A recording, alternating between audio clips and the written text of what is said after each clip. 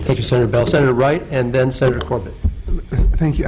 In line with where Mr. Bell was going, I would hope that we would monitor, if we're saying that we're going to spend money in disadvantaged communities, that there would actually be something where we can say that the community got a benefit. I mean, because you can spend money and then claim the benefit, and nobody in those communities actually saw anything. So that there ought to be something that's a genuine benefit.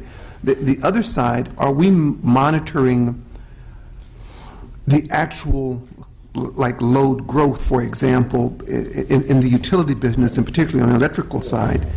None of the people who are purchasing electricity, say from PG&E, have an obligation to stay in California.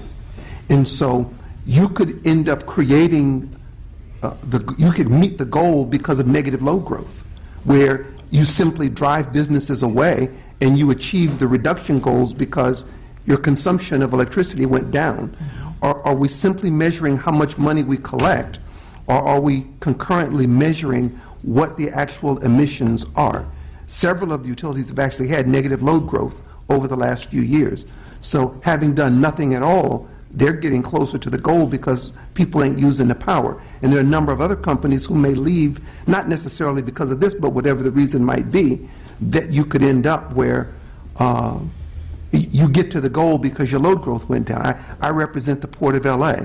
When the Panama Canal opens, and if the Chinese build another one in Nicaragua, you could have a significant reduction in TEU traffic that had nothing to do with AB 32. It just had to do that it became more economical to bypass California and ship another way. Are we monitoring those issues? And that's a good question, and I will say that the Air Resources Board in the past has indicated that in line with AB 32, it is monitoring leakage. I know that there was a study that was underway. I'm not sure about the date of the study that was going to be released, but the leakage issue is basically what you're referring to when you talk about low load growth.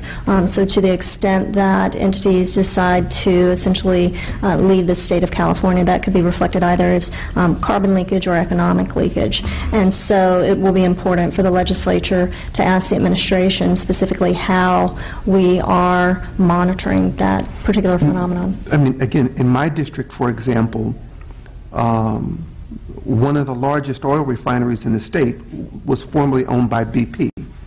BP decided to sell it to Tesoro. Tesoro had another plant in Wilmington, so they're going to reduce significantly. The plant in Wilmington was much smaller than the plant in Carson, the BP plant. So you'll end up there, for example, with some reductions because they'll almost close the Wilmington plant and fully operate the one that BP had in Carson. There are a couple of other people who are now importing finished California-grade gasoline. So we went from, say, 10 years ago, where we had 0 imports of finished gasoline, to we're now at plus 10%. And that could grow, so that you could end up again where oil refineries decide that it's cheaper to make in India and ship it to California as opposed to making it in California, which has already begun. So certainly all of those scenarios are a potential. I would say that the administration, again, has endeavored to look at some of these issues. And so the legislature will want to ask the administration particularly about these issues and how this type of activity is being monitored. And finally, Mr. Chair, on the utility side, again, I see those dollars that people are paying as kind of ratepayer dollars, and in my if I'm a DWP customer or an Edison customer, and I'm going to pay $3 a month or whatever the dollar figure might be.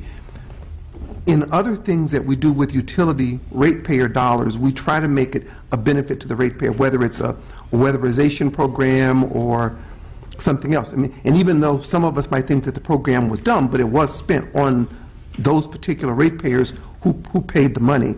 I would hope that, again, that for this money, since it's kind of sort of a ratepayer dollar, because it's going to be collected essentially through their electric bills or their gas bills, that there ought to be some direct benefit that goes to that group of ratepayer, whatever it might be, so that you can say, we collected $3 a month from you, and these are the benefits that you got in exchange for that because of ratepayer. Different from, say, an oil refinery or those, because those aren't ratepayer dollars. Essentially, that's kind of an open market kind of design.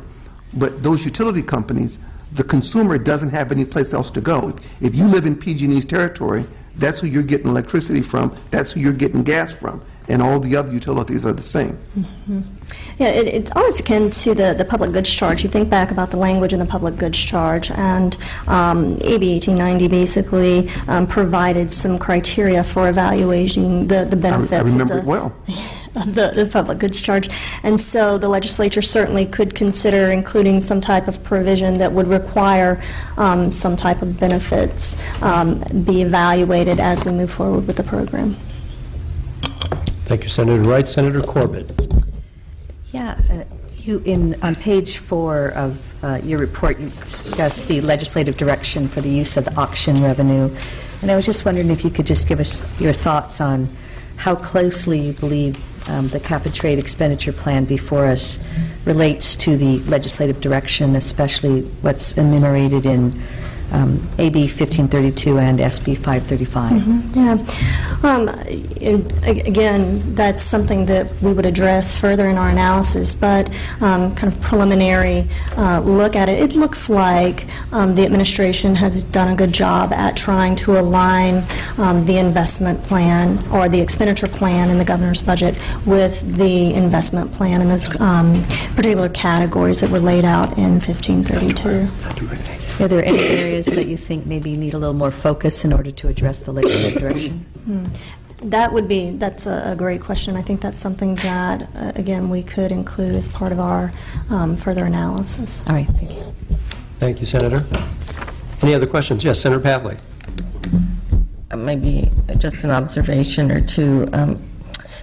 I think it might be helpful to members sometimes in the analysis to have a copy of the scoping plan, where CARB envisions reducing greenhouse gas emissions in what sectors and what programs and how they match up. But just a general observation, the categories of expenditures in sustainable communities and clean transportation, and then the second category, energy efficiency and clean energy, and the third one, natural resource and waste diversion, seem to be consistent in general with the scoping plan. You can delve down into how it's appropriated, which may be more complex. I just wanted to point out, I think perhaps developing sort of arbitrary metrics on 2020 standards may not take into account some long-term benefits of some projects, and I'm thinking of forestry, for example.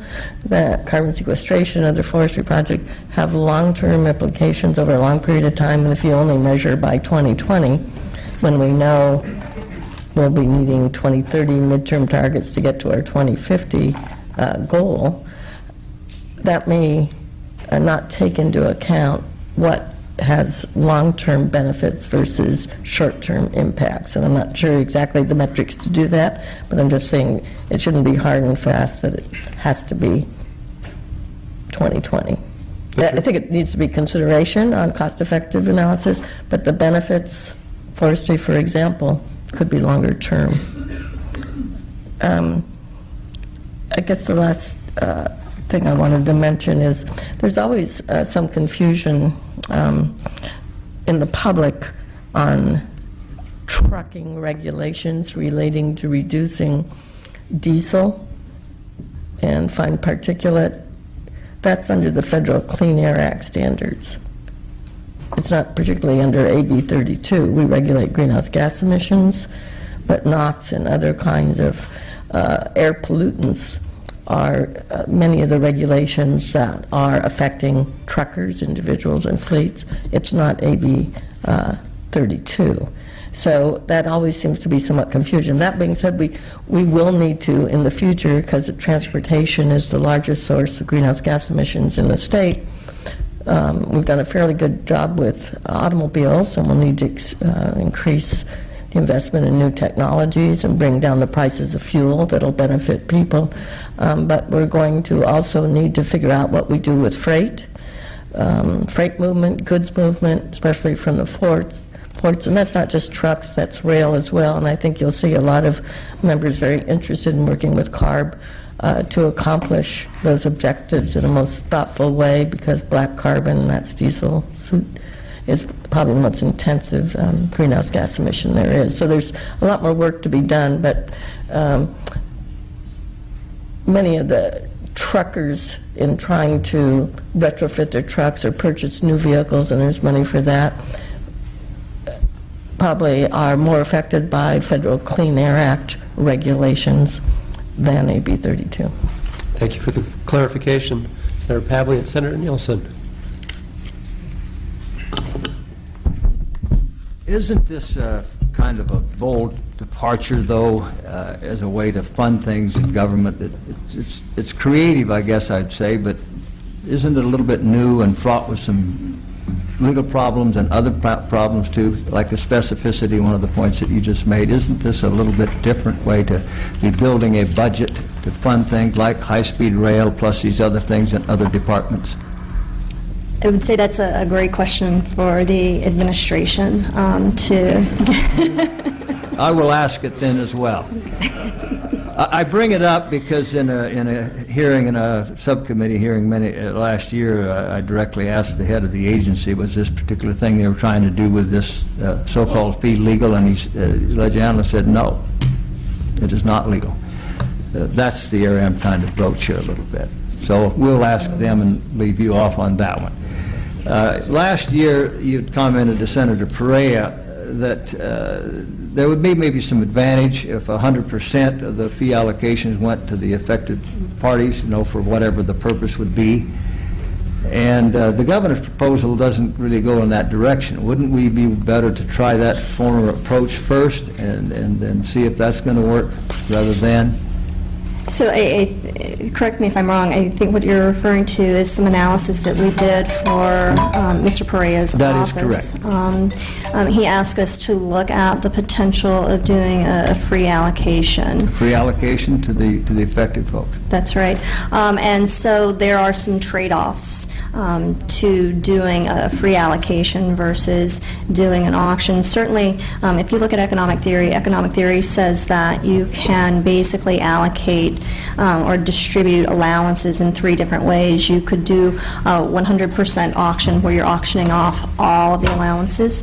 You could do a 100% free allocation where you're giving all of the available allowances away for free, or you could take kind of a hybrid approach, which is the ARB's approach.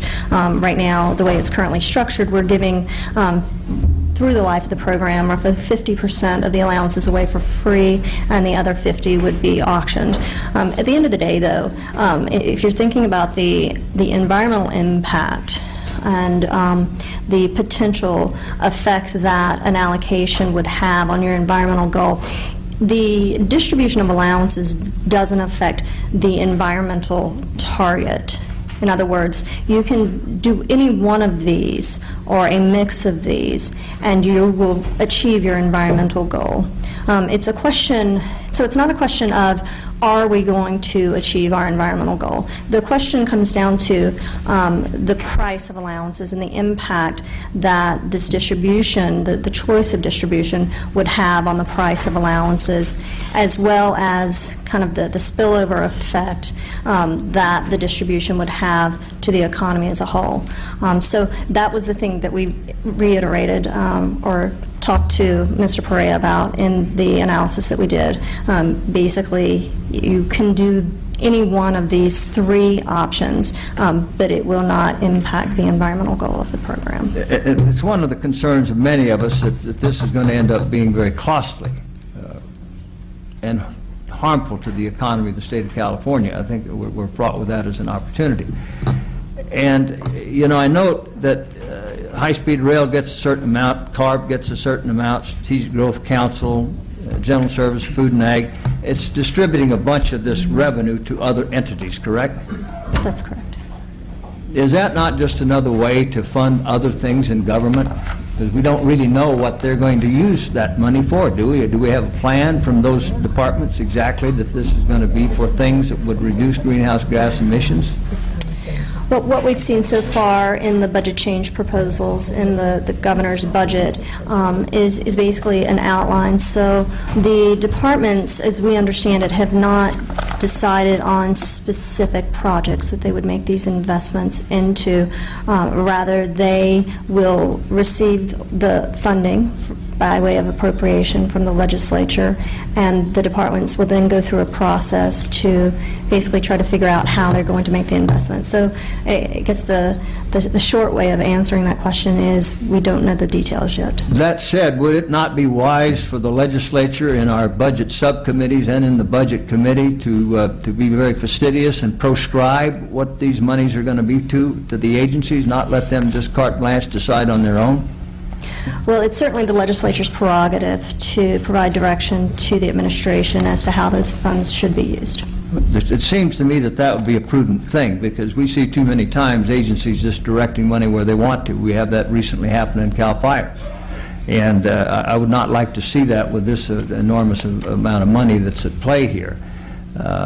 So I think it's going to be very important for us to see. Now, you also, I believe, talked about the accountability.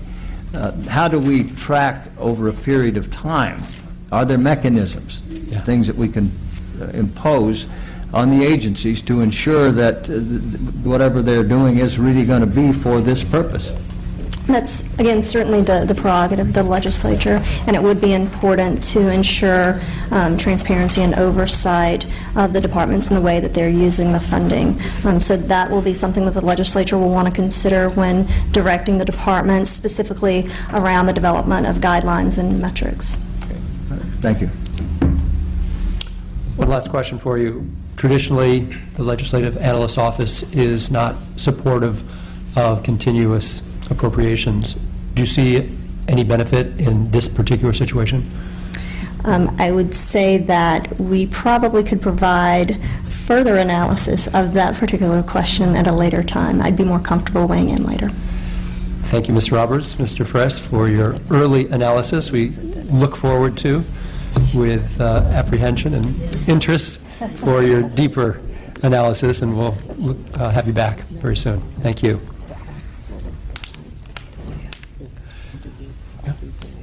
You're welcome to stay, of course.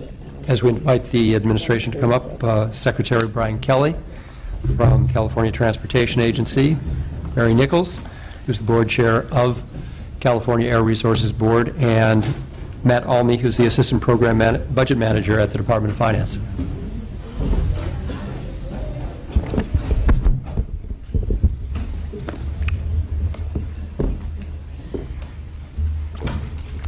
Welcome, everyone. Thanks for being with us. And Secretary Kelly, we will begin with you. Actually, just if it's okay with the chair, this is Matt Almy, Department of Finance. I'd like to kind of start off with an overview and then turn over to Secretary Kelly, if that's acceptable. Sure. Thank you very much for your. We're going to try and keep your presentation to about 20 minutes because I'm sure we'll have more than that in questions for you. That is my intent. So, as the LAO just discussed, the governor's budget proposes $850 million of cap-and-trade proceeds for existing and pilot programs to reduce greenhouse gas emissions through clean transportation, sustainable communities, energy efficiency, carbon sequestration, and waste diversion. The legislature will have an opportunity to evaluate all of the specific components of the cap-and-trade expenditure plan over the next several months.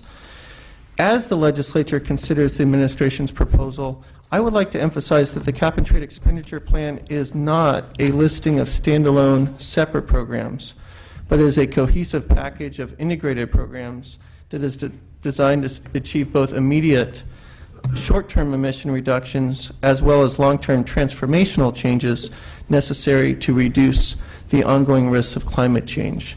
So the intent is to look at this as a package. Specifically, the cap-and-trade expenditure plan reflects a balanced portfolio of proposed investments that was informed by public comments received in 3 separate workshops convened throughout the state, resulting in the May 2013 cap-and-trade investment plan. It supports programs that advance emission reductions in sectors with the greatest emissions: transportation, energy, waste, and natural resources. It benefits disadvantaged communities disproportionately impacted by pollution, as directed by SB 535. It emphasizes programs that provide additional benefits, such as job creation, water use efficiency, which in particular is important in light of the state's current drought conditions, improved transportation mobility, as well as climate resiliency.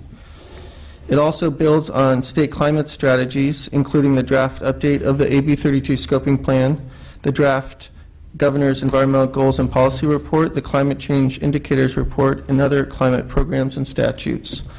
And it also reflects a mix of both state programs and grant programs designed to support local and regional efforts to reduce greenhouse gas emissions. So before I turn the microphone over to Secretary Kelly, I'd like to respond briefly to a few of the concerns that were raised by the LAO. The LAO notes that a few of the expenditure categories would not result in emission reductions until after 2020, which they imply is inconsistent with AB 32. In fact, AB 32 does specify that the Air Board maintain and continue emission reductions beyond 2020. And the Air Board's draft scoping plan identifies the need to accelerate the pace of emission reductions over the coming decades. It's for this reason that the administration believes that it's appropriate to support both short-term as well as long-term transformational projects. The LAO also expressed some concerns that the administration's proposal does not include details for documenting emission reductions. In fact, methodologies will be developed for transportation, energy, and natural resources programs and will be utilized by each implementing agency to ensure that emission reduction calculation methods are uniform across similar programs and consistent with regulatory and planning protocols. Furthermore, pursuant to AB 1532, the administration is required to submit an annual report to the legislature on the outcomes of projects funded from cap-and-trade funds, and it's this evaluation and report which will inform future investment plans. Now, Secretary Kelly would like to make a few comments. Welcome, Secretary Kelly. Thank you, Mr. Chairman and members. I'm pleased to be here this morning. I think my task on this committee today is to talk about the broader transportation context for the investment of the cap-and-trade portfolio that's in that area of transportation. So I sort of want to set the stage more broadly and then get into why the investments in the cap-and-trade program are what they are in terms of the transportation piece and why it's important to our overall transportation objectives. Last year, the governor asked my agency and me to form a work group to look at our transportation vision and transportation priorities over the course of the next decade.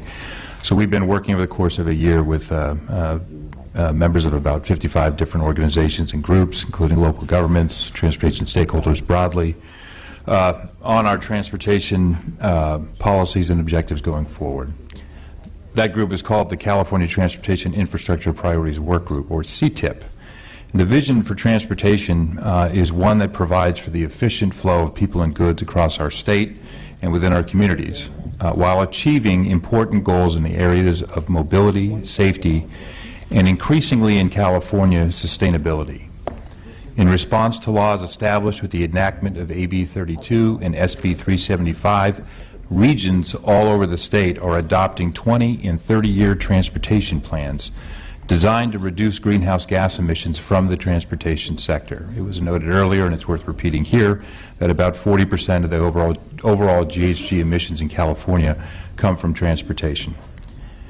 Those regions are proposing to achieve this reduction by targeting transportation investments in ways to reduce total per capita vehicle miles traveled. Regions and local governments are investing more in the preservation of existing assets, in a broader suite of mobility choices for the public, like public transit and enhanced bicycle and pedestrian facilities, in transit-oriented development projects that place commercial and housing development near convenient transit centers, and in other strategies to accommodate growth more efficiently, preserving agricultural land and our natural resources. More silent than the regions in this task has been the state of California. SB 375 asked the regions to take actions and plan for that future and express the vision. And the state needs to do the same thing. The state has an important role in fulfilling this vision of a transportation system that can meet our collective mobility, safety, and sustainability objectives over the coming decades. The use of cap-and-trade funds to modernize our passenger rail systems and develop a clean, fast, and efficient high-speed rail system connecting Northern California, the Central Valley, and the Southern California is a key and necessary component of the state's strategy. The cap-and-trade expenditures in the governor's budget are very consistent with both the ARB's scoping plan to reduce GHG emissions and the priority investments of our transportation system. The cap-and-trade expenditures in the transportation area in this plan include $300 million for rail modernization, $250 of which is for the development of high-speed rail, $50 million in the budget year for related investments on commuter, local, and urban rail systems. $100 million for implementing sustainable community strategies through the work of the Strategic Growth Council, and $200 million for the Air Resources Board for clean vehicle programs. So clearly the largest component is the rail modernization component. We're proposing to spend about 1/3 of the total cap-and-trade program in this area in the budget year, and we're proposing it ongoing. Here we've structured our cap-and-trade proposal very similar to the construct of SB 1029 from 2012. That was the legislation that appropriated $8 billion of state and federal funds for both the development of high-speed rail in California and for related improvements in existing commuter, urban, and intercity rail services. The investment of cap-and-trade funds in the development of high-speed rail in California is, in our view, an appropriate use of these funds due to the transformative nature of the project and the corresponding reduction in GHG emissions from an operating high-speed rail system. The High-Speed Rail Authority has submitted to the legislature a report projecting significant reductions in GHG emissions from early investments of Prop 1A in clean rail modernization projects, for example, the Caltrain electrification project, a commitment to green construction practices during project development, and from the initiation of operating service in 2022, culminating in cumulative reductions of CO2 emissions in excess of 3.5 million metric tons by 2030. The methodologies used in the authority's projections have been reviewed by the ARB and the statutorily created peer review group, and have been deemed both reasonable and credible. More importantly, they're in line with actual results from other places where high-speed rail has been initiated. All over the world, in Spain, Japan, France, and other places where high-speed rail is operating, the start of service along various routes has been followed by a significant shift in how travelers are moving between destination cities. Carbon-intense vehicle and air travel has been cut dramatically in favor of cleaner, electrified high-speed rail.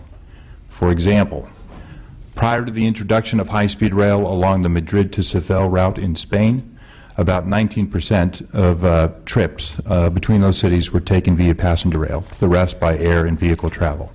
After the first full year of the high-speed rail system, that number jumped to 52%. Today, nearly 90% of the trips in that route are completed via high-speed rail. Again, this example is repeated in numerous places around the world. The GHG benefits of this mode shift are dramatic.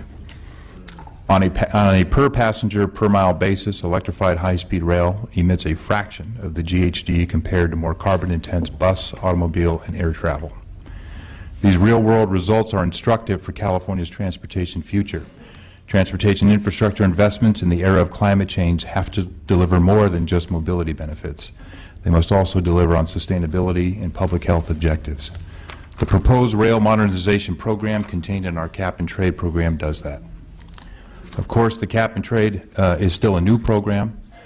Future levels of auction proceeds are not known with great precision, and the budget proposal has 33% of the proceeds directed to high-speed rail on an ongoing basis.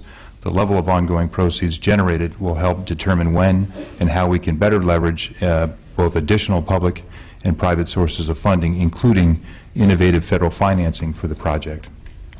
The totality of the cap-and-trade proposal in this plan helps the state make investments in transportation solutions that meet our key objectives of mobility, safety, and sustainability.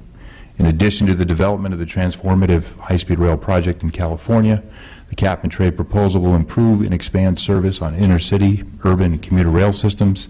It fosters implementation of SB 375 Sustainable Communities programs through the work of the Strategic Growth Council, and it funds ARB's clean vehicle programs, which bring more and necessary clean vehicles into our existing transportation infrastructure. With that, Mr. Chairman and members, I'm happy to answer your questions. Thank you for having me this morning. We thank you, Mr. Secretary, for being with us today. And before we begin throwing some questions at you, I'm going to ask if Board Chair Mary Nichols could please give your presentation.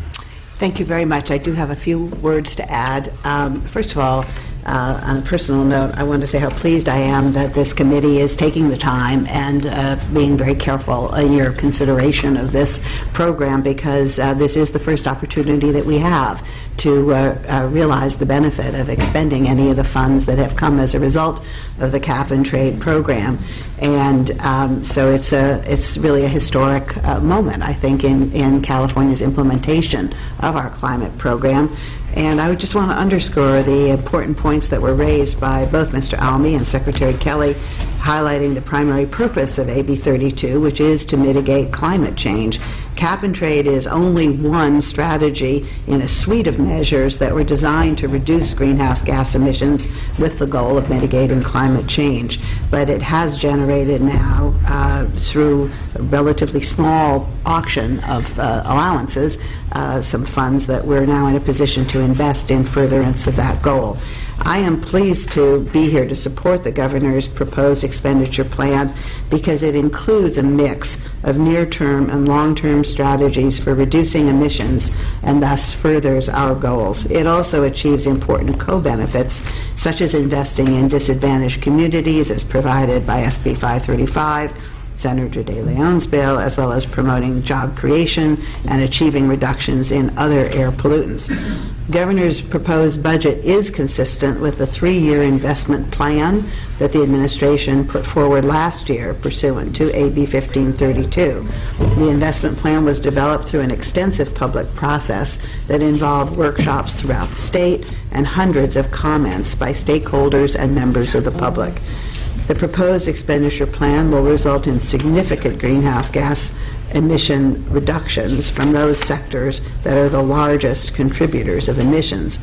And it achieves a thoughtful balance between near-term and long-term reductions. While our current greenhouse gas reduction needs are pressing, we must lay the foundation for future reductions if we hope to make an enduring contribution to reversing climate change and protecting our most vulnerable communities from its worst impacts.